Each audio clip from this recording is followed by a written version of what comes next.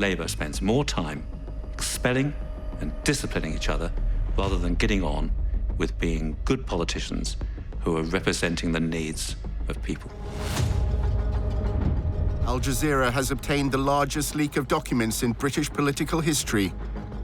Oh my God, this is unbelievable. It is absolutely shocking. Hundreds of thousands of internal communications expose how operatives secretly take control of Britain's Labour Party. The Labour Party is a criminal conspiracy against its members. Free speech was shut down. They tell the inside story of how Sir Keir Starmer, who could be Britain's next Prime Minister, leads a lawless party. I've waited 17 months to appear in front of you in this hall as leader of our great party. Confidential documents expose tactics to discredit and expel rivals in the party. People are actually quite dangerous who are in with the Labour Party. They were playing with people's lives here. They reveal how Starmer's predecessor was undermined by a smear campaign from within. It disabled him as a politician and as a potential Prime Minister. Really nice to see you here. Goodbye. How British democracy, known as the mother of parliaments, is being undermined by spying and dirty tricks. No one would expect that a political party would associate themselves with the whole-scale hacking of the press. It looks like somebody is constantly monitoring me, where I'm going and where my car is parked and where my children is going.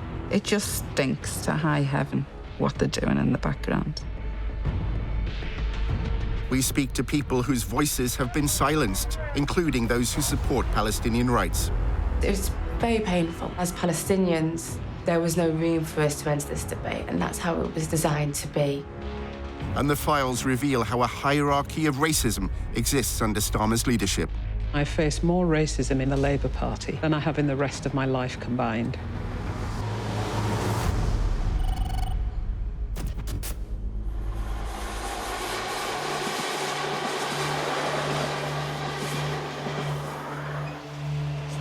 An incident in South London in early 2021 reveals how Labour, under Sir Keir Starmer's leadership, deals with dissent among its local councillors. Finished working on whatever story I was working on that day fairly late. And I just noticed that there was something not quite right about the email account. Stephen Downes is the editor of Inside Croydon, an online news site that investigates the town's local government, Croydon Council. I turned to my son and said, "Yeah, can you turn the TV down? I think I've been hacked." I couldn't actually get into my emails. I was locked out of my Inside Croydon email account. Unable to check his emails, he turns to Twitter. Then the tweet came through as well. A badly drafted tweet. It just basically said to the 12,000, 13,000 followers that we had at the time that councillors Stephen Mann, Robert Canning and Andrew Pelling had been acting as sources to Inside Croydon. I was horrified when I saw that. I was sick to my stomach. Downes' Inside Croydon website reports on allegations of poor governance involving Labour councillors. The borough went bankrupt in 2020. Downes' reporting is not appreciated by the Labour leadership in Croydon, which backs Keir Starmer. Andrew Pelling is a former Labour councillor. There was a great deal of obsession with Inside Croydon, and we spent more time discussing Inside Croydon than we spent discussing the finances of the council. The three councillors exposed in the hacked tweet were critics of the Croydon Labour leadership. The sort of work I do is journalism which seeks to publish things which other people don't want to have published. Such was the failed governance of the council group that people felt that the party was not the place where it was allowed to express even the mildest of concerns. The Labour group had passed a motion that banned any Labour councillors from talking to us. So we ended up in a situation where that debate and discussion took place on the pages of Inside Croydon. Downes regains access to his accounts changes his passwords and puts the incident behind him. A Croydon Labour activist, Ruth Bannister, writes to local Labour politicians. I've been in a rather unusual predicament that has cost me no end of sleep recently. I've really struggled over what to do with all this information. I'm unsure a crime has been committed bar a couple of potential data breaches, but do feel that much of this needs to be shared or acted upon, as it is in the public interest to do so. Attached to the email is a dossier labelled Inside Croydon Data. It contains hundreds of items from Downes' mailbox. It reveals his communication with Labour councillors. I would ask you to treat this confidentially. I can't just sit by and watch some of what is unfolding here. I've always tried to protect my sources, and I have always protected my sources. And that hack was very damaging to me reputationally, and I felt it very hard because the victims of the hack were the people that had come to me in all good faith. A recipient of Ruth Bannister's email was Clive Fraser, the chief whip of the Croydon Labour group. A whip in British politics is someone who ensures that politicians follow the party line. I received the email from Councillor Fraser in March in 2021, detailing 6 emails that he said he had in his possession. My response to Councillor Fraser was that the matter had been referred to the police, that it would not be appropriate to have discussions with him on that matter while it was a matter of police investigation. Croydon's Labour Party did not inform the police. Instead, Fraser asks Labour's London regional office for advice on whether the emails can be used for disciplinary purposes. The contents of the emails required assessment and is likely to lead to serious disciplinary consideration.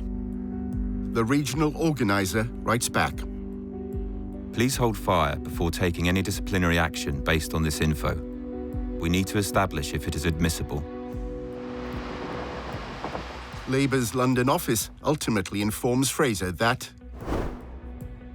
broadly speaking, I think the hacked information can be shared, as long as this is being used to inform a disciplinary investigation. Ruth Bannister, the initial recipient of the hacked data, files complaints about the 3 Labour councillors who leaked information to Inside Croydon. They are accused of leaking confidential and damaging info from council and Labour group. Bannister is keen to keep her role in denouncing the journalist's sources a secret. I'm happy to speak about this matter and answer any questions you may have, but if possible, I'd like to remain anonymous. The chief whip, Clive Fraser, then begins disciplinary procedures against Councillor Pelling. Unfortunately, I have to write to you regarding communication between yourself and the email account of the blog site Inside Croydon, which have been forwarded to me by a third party. I believe provides grounds for an investigative meeting that may lead to disciplinary action. There was a time when the newspapers were hacking vulnerable individuals and the politicians, and now it's the other way around. And I think Labour should be ashamed that they're associating themselves with hacking the press. To be a little bit overdramatic, this was our own little Watergate. A former head of enforcement at Britain's data watchdog, the Information Commissioner's Office, assesses the case. This is clearly an integrity issue, because the thing with data protection, the first principle talks about fairness. Fairness is really important. Accountability is very important. We're talking about a major political party who do know what the difference is between doing things properly and doing things improperly. Bannister passes the dossier of hacked emails to Hamida Ali, the leader of the Labour group in Croydon Council.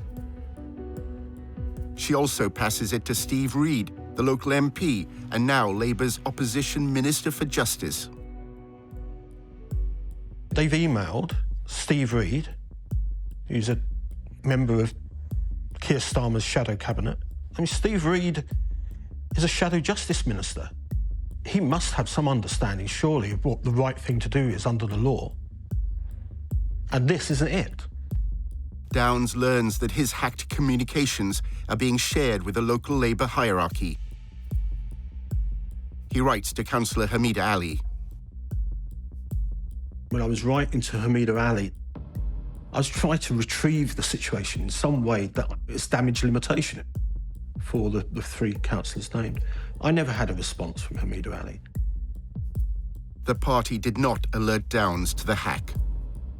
I think you have a responsibility to tell that journalist that you've come into contact with information that's been unlawfully obtained from their systems. The ethical side is very important.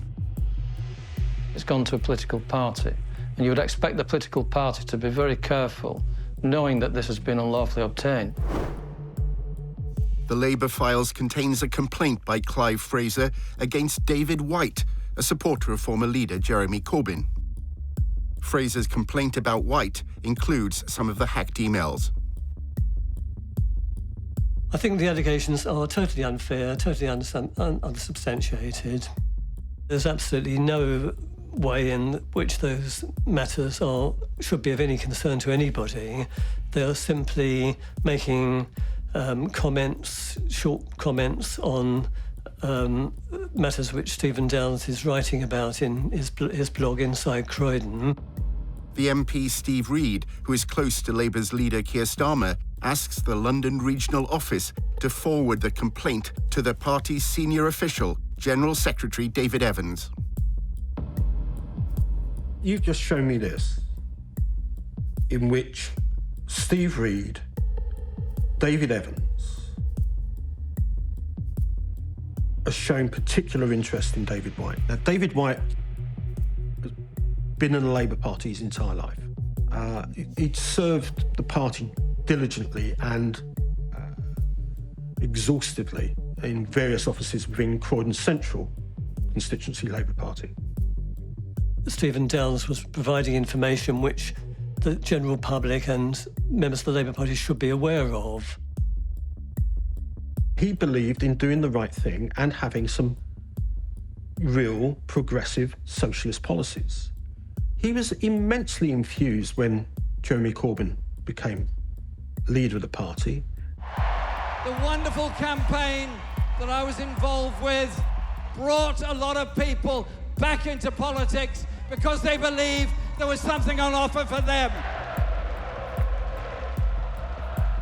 David White worked with others within the local Labour Party to get others, what might be described as of the left, into positions of authority within the party and as elected officials.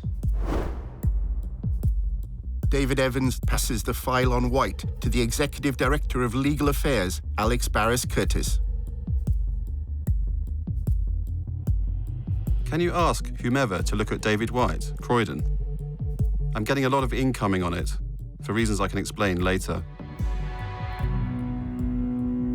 I'm getting a lot of incoming on it, so I mean, there's all one can deduce from that at face value is that there was a lot of attempts to incriminate me in some way, but as the papers show that the head of Legal Affairs, Alex Barris-Curtis, was involved, had information passed to him, and David Evans, the General Secretary of the party, is also copied into this information. Why should they be interested in one particular case? I mean, there's an agenda going on here. There's a witch hunt going on here. They were concerned about any Labour Party member who was trying to open up what was happening in the party, the lack of democracy, the purge, as I would call it, of members who on the left of the party or in some way don't fit in with the image that Keir Starmer wants for the Labour Party members. White was expelled from the party, accused of being an anti-Semite. It shows the way the disciplinary procedures in the Labour Party are being totally abused. There's a complete absence of natural justice. There's reliance all the time on information being supplied, usually by anonymous sources, often by people outside the Labour Party. And for them to accuse David White of anti-Semitism and then not allow him to have a hearing is just pitiful. David White is not an anti-Semite. The whole process stinks, and they're really using the disciplinary procedure as a way of operating a purge. A new chief whip replaces Clive Fraser. Councillor Jerry Fitzpatrick is a former practicing lawyer. He took over the disciplinary cases against the 3 councillors. The Labour Files reveals his concerns. The initial advice provided by the regional office does not even begin to dispose of my concerns. There is a public interest in the right of a journalist to protect confidential sources and the right of an elected representative to put into the public domain matters in which the public may have a legitimate interest. Croydon has received criticism from auditors and a government team in respect of opaque decision-making processes. The decisions have had disastrous financial consequences for the borough. This makes it politically more difficult for those in the leadership of the Croydon Council Labour Group to say that those who acted to put information in the public domain are wrongdoers. Fitzpatrick reminds the party's governance and legal unit that the evidence at the heart of the investigation is stolen goods. When I looked at the Chief Whip's analysis, here's someone who kind of understands what's going on here, and I agreed with his conclusions. For the editor of Inside Croydon, the story was not over yet. In the next day or two, some quite strange things happened to some of the people that I emailed, in that if they responded to me, they were getting automatic responses from the leader of the Labour group to say that their email had been blind carbon copied to them as well. In Downes's case, a hacker changes his computer settings so that a blind carbon copy of his emails are sent to others without his knowledge. I found myself communicating with Stephen Downes, the editor of Inside Croydon, on a particular range of email addresses, and I was getting blind copies back from the leader of the council, Councillor Ali. So some sort of digital device had been, some sort of bug had been left in the email account as a nasty little farewell present. I took the view that there was a continued monitoring of my communications with Inside Croydon. Jerry Fitzpatrick sends multiple emails to the Governance and Legal Unit for the attention of Alex Barras-Curtis and General Secretary David Evans. He informs the party of the blind copy hack. Since I wrote to David, I had become aware that someone has hacked into the email accounts of at least 2 members of our group, in order that emails which they are continuing to send to the local blog Inside Croydon are blind copied to the leader of the council, Hamida Ali, and my predecessor as Chief Whip, Clive Fraser. Do Councillor Ali and Fraser have to inform the police? Fitzpatrick did not receive a response from the party. The blind copy hack raises legal concerns. The ethical issues when you're receiving information from a blind hack is similar to the other hacking one. If you're getting blind copy hacks and you're letting it go for a week or 2 weeks or a month, and you're reading the emails that are coming through, then you're not doing the right thing, and it's certainly not very ethical. Andrew Pelling was later expelled from the Labour Party. A received opinion was that one of the reasons why they were getting rid of me was because I had voted for Jeremy Corbyn in the most recent leadership election. the Information Commissioner's office is still investigating the incident. If it's a party that condones associating itself with hacking of the press, what are they going to do when they're in national government? Are they going to condone this kind of behaviour with national newspapers?